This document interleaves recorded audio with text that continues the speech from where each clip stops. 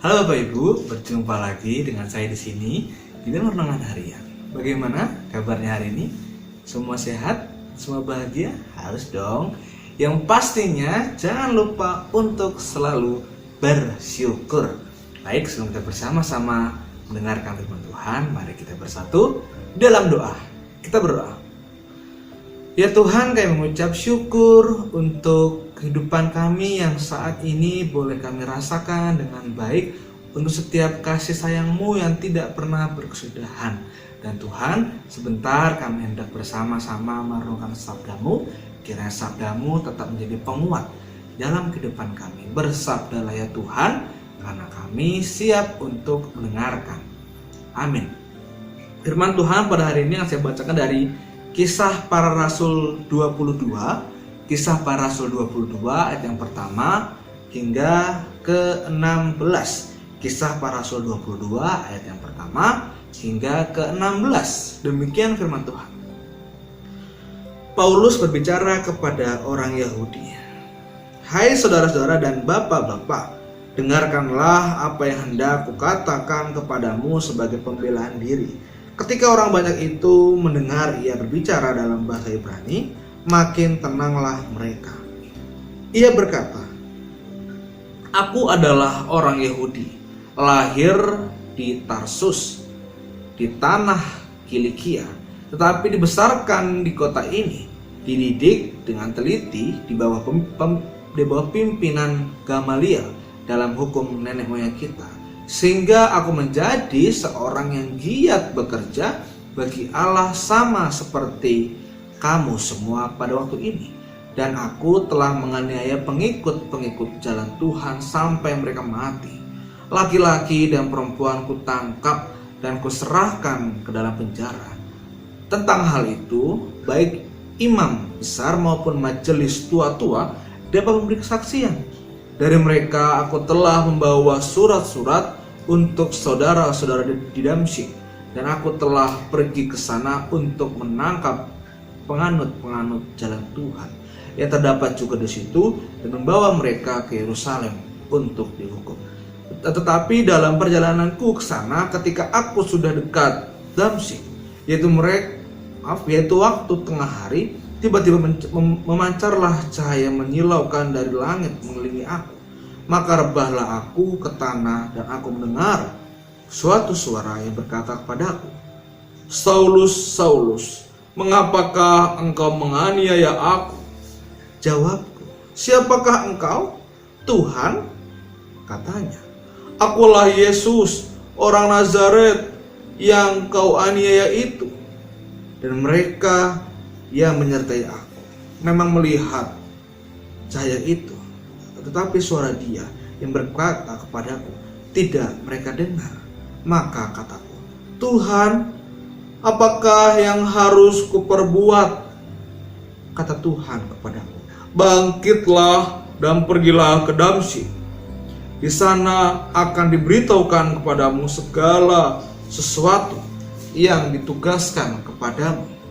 Dan karena aku tidak dapat melihat oleh karena cahaya yang menyilaukan mata itu, maka kawan-kawan seperjalananku memegang tanganku dan menuntun aku ke Damsyik. Di situ ada seorang bernama Ananias, seorang saleh yang menurut hukum Taurat dan terkenal baik di antara semua orang Yahudi yang ada di situ. Ia datang berdiri di dekatku dan berkata, Saulus, saudaraku, bukalah matamu dan melihatlah. Dan seketika itu juga aku melihat kembali dan menatap dia. Lalu katanya, Allah nenek moyang kita telah menetapkan engkau untuk mengetahui kehendaknya, untuk melihat yang benar, dan untuk mendengar suara yang keluar dari mulutnya. Sebab engkau harus menjadi saksinya terhadap semua orang tentang apa yang kau lihat dan yang kau dengar. Dan sekarang, mengapa engkau masih ragu-ragu? Bangunlah, berilah dirimu dibaptis, dan dosa-dosamu disucikan sambil berseru kepada nama Tuhan. Demikian pembaca firman Tuhan. Berbagilah kita yang tidak hanya membaca, mereka menerapkan, menjalaninya, dan menjaga serta merefleksikan dalam kehidupan kita sehari-hari. Haleluya. Ya, Bapak Ibu terkasih dalam Tuhan Yesus Kristus, di dalam hidup ini tidak ada yang instan. Bahkan slogan Indomie katanya adalah mie instan, itu pun tidak instan. Mie instan harus kita beli dulu, kita buka bungkusnya, setelah itu kita harus memasak air terlebih dahulu, kemudian membuka bungkus bumbu-bumbu, lalu kita masukkan Indomie dan mengaduk-aduk terus hingga mie tersebut menjadi matang. Yang katanya mie instan saja tetap memerlukan proses. Hidup ini tidak ada yang instan dan semuanya membutuhkan proses. Dan ketika ada seseorang yang dahulunya telah melakukan berbagai hal yang salah, ya itulah dahulu. Pastinya orang tersebut juga akan memperbaruinya untuk mencapai atau menggapai kehidupan yang baik. Karena pada dasarnya ketika orang dahulunya telah melakukan hal yang salah, yang tidak baik, lambat laun akan tersadarkan dan membuat orang itu menjadi kembali ke jalan yang benar. Dan ketika ada orang-orang yang dahulunya tidak baik, Tuhan memiliki caranya sendiri untuk memanggil seorang dalam sebuah panggilan. Dan panggilan tersebut yang Tuhan berikan ada dua jenis biasanya, untuk diselamatkan dan untuk menjadi alat untuk memberikan sebuah keselamatan. Dan hal tersebut adalah sebuah hal yang pasti Tuhan berikan ketika kita sadar kita dahulu telah salah dan Tuhan memanggil kita. Tuhan pastinya akan menyelamatkan kita. Setelah itu Tuhan akan menjadikan kita alat untuk menyatakan keselamatan. Demikian juga pada firman Tuhan pada hari ini. Rasul Paulus adalah salah satu contoh pribadi di dalam Alkitab yang dipanggil Allah untuk diselamatkan dan menjadi alat keselamatan Allah, yang menjadi tugas untuk memberikan sebuah kabar baik bagi banyak orang. Di dalam bacaan kita pada hari ini di Kisah Para Rasul 22 ayat yang pertama hingga ke-16 akan saya bagi dalam 3 poin. Poin yang pertama adalah ketika ayat pertama hingga kelima, saya berikan sebuah subtema sebelum pertobatan Rasul Paulus. Mengapa? Dalam ayat tersebut hendak menjelaskan tentang latar belakang kehidupan Rasul Paulus, bahwa ia adalah orang Yahudi yang dididik di dalam hukum Taurat dan di bawah pimpinan Gamaliel dan menjadi seorang yang giat bagi Allah.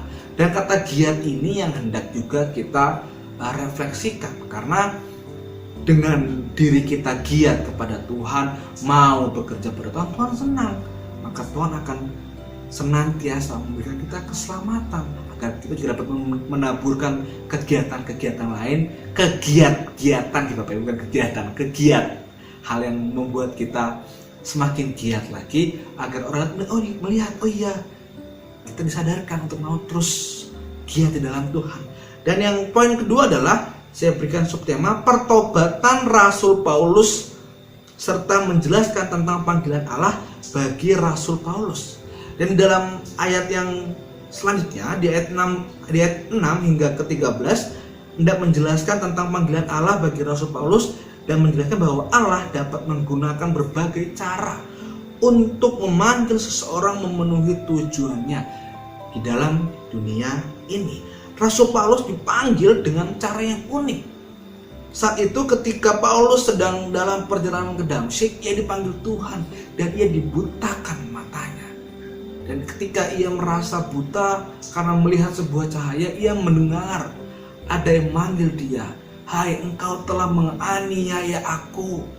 Kemudian Rasul Paulus bingung, siapa yang manggil saya? Karena ketika dia berjalan bersama teman-teman, tidak ada yang mendengar kata-kata tersebut. Karena pada saat itu pun juga Rasul Paulus telah menganiaya orang-orang pengikut Allah. Kemudian Allah menegur dia dengan kata, "Saulus, Saulus, engkau telah menganiaya aku." Kemudian dia dibutakan setelah melihat cahaya. Tetapi ketika ia mengalami sebuah kebutaan, ada seorang temannya yang bernama Ananias yang menopang dia, yang membantu dia untuk berjalan menuju ke Damsyik. Ketika Rasul Paulus telah ditegur oleh Tuhan, ia sadar, oh iya, aku salah. Aku harus memulai hal ini untuk menjadi yang baik. Kemudian setelah itu Paulus pun sadar bahwa kehidupan yang lalu tidak baik. Kemudian ia mau untuk mengikut Yesus. Bapak, Ibu, dan Saudara terkasih dalam Tuhan Yesus Kristus, dalam kehidupan masa kini Tuhan dapat menghidupkan seseorang dengan cara yang berbeda. Namun pada dasarnya Tuhan Yesus ingin agar kita mengalami perubahan di dalam Tuhan. Bukan perubahan secara fisik. Kalau perubahan secara fisik karena makan, karena dia dan sebagainya. Tapi Tuhan ingin ada perubahan diri di setiap kita di dalam Tuhan. Berarti apa? Ada sebuah spiritualitas kita yang lebih besar. Iman kita semakin teguh, semakin berempati, semakin memiliki cinta kasih, agar setiap orang yang melihat kita berubah di dalam Tuhan, wah, terkagum untuk juga mengikuti perubahan-perubahan tersebut. Kemudian di poin yang ketiga, saya berikan sebuah subtema setelah pertobatan Rasul Paulus. Dan subtema setelah pertobatan Rasul Paulus ini dari ayat 14 hingga ke 16 hendak menunjukkan tujuan Allah terhadap Rasul Paulus. Yaitu ia telah menetapkan untuk mengetahui kehendaknya dalam melihat kebenaran dan menjadi saksi dari apa yang telah dilihat dan didengar dari Bapa di sorga. Kata saksi atau marturia ini merupakan sebuah komitmen untuk mengikuti dan melayani Kristus sampai mati. Hal inilah yang akhirnya melandasi kehidupan Rasul Paulus setelah ia merasakan pertobatan. Bapak, Ibu terkasih dalam Tuhan Yesus Kristus, ketika kita seringkali menjumpai orang-orang yang dahulunya memiliki titik kelam, memiliki rasa kelam, memiliki sebuah masa lalu yang tidak baik, janganlah kita langsung menghakimi, janganlah kita langsung menodai mereka dengan cibiran-cibiran kata-kata kita. Dasar, dulunya maling yang tetap maling. Dasar, dulunya penjahat, dulunya preman, tetap aja preman. Nobody wants perfect. Tidak ada satu orang yang sempurna. Karena apa? Kita nantinya akan disempurnakan oleh Allah. Jangan pernah menghakimi dan menjudge. Ketika ada orang yang dahulunya telah melakukan sebuah kesalahan, tidak baik, kurang bagus, ayo kita rangkul, kita tata bersama, kita perbaiki bersama. Karena ketika kita mencibir orang, kita harus sadar bahwa diri kita sendiri pun belum baik, diri kita sendiri pun belum benar. Maka dari itu jangan pernah kita mencibir, menghakimi sama kita, apalagi meremehkan. Jangan sampai kita melakukan hal tersebut.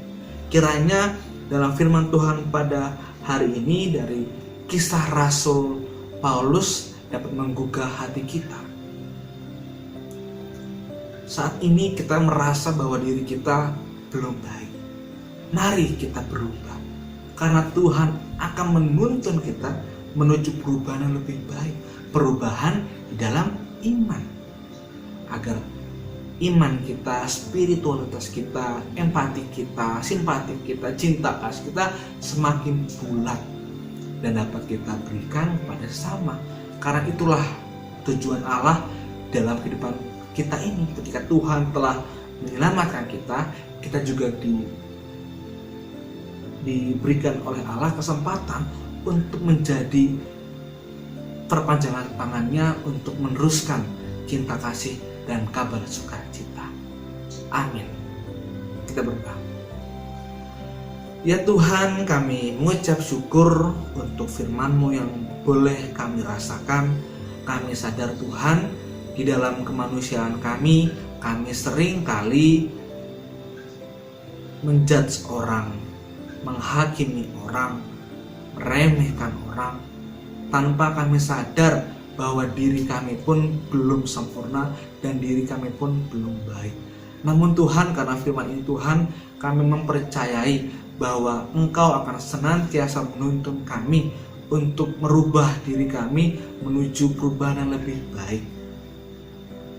Dan kiranya Tuhan, firman ini tetap meneguhkan setiap langkah kaki kehidupan kami.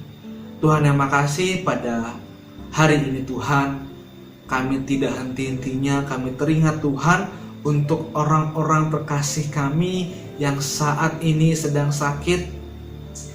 Jamalah mereka Tuhan, rangkulah mereka Tuhan, berikan mukjizat-Mu sehingga orang-orang terkasih kami yang saat ini dalam keadaan sakit atau dalam masa pemulihan, Tuhan yang senantiasa hadir di tengah-tengah mereka sehingga mereka tetap merasakan sukacita dan semangat untuk dapat kembali sembuh. Inilah doa kami Tuhan, kami serahkan di dalam nama Tuhan Yesus Kristus adalah sumber kehidupan kami. Amin. Demikian renungan pada hari ini. Sampai berjumpa lagi dengan hari yang berikutnya. Dadah, Tuhan Yesus memberkati.